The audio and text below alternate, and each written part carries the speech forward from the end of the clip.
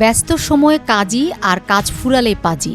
মার্কিন president Donald ট্রাম্পের নীতি অনেকটা এমনই। পুরো মধ্যপ্রাচ্য আর ইউরোপকে বিপদে ফেলে এখন তিনি মিত্রদের উপর মেজাজ দেখাচ্ছেন।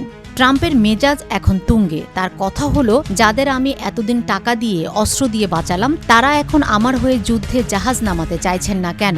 সোজা কথায়, ট্রাম্প যখন সুবিধা নিতে চান তখন তিনি মিত্রদের পাশে চান, কিন্তু যুদ্ধটা যখন তিনি নিজেই শুরু করেছেন তখন ইউরোপ আর ন্যাটোর দেশগুলো বলছে, ভাই এই যুদ্ধে আমরা নেই।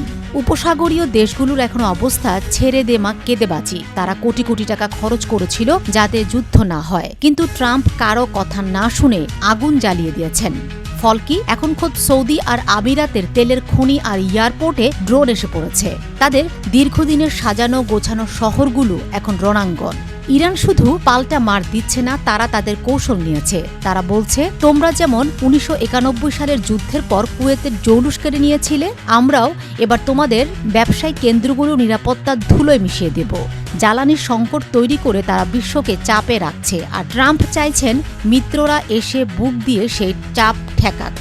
মিত্র দেশগুলো বুঝে গেছে ট্রাম্প তাদের শুধু বিপদের সময় ঢাল হিসেবে ব্যবহার করেন।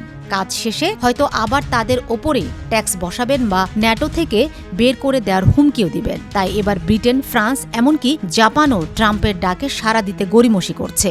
ট্রাম্প মধ্যপ্রাচ্যকে দাবার কোটের মতো ব্যবহার করেছেন যখন নিজের তেলের দাম কমানোর দরকার ছিল, আর এখন যখন আসল বিপদ এসেছে তখন মিত্ররা ভাবছে ট্রাম্পের জেদ মেটাতে গিয়ে আমরা কেন নিজেদের দেশ ধ্বংস করব। ট্রাম্পের এই স্বার্থপর বন্ধুত্বের কারণেই এখন হোয়াইট হাউসে বসে তাকে একাই গর্জন করতে হচ্ছে।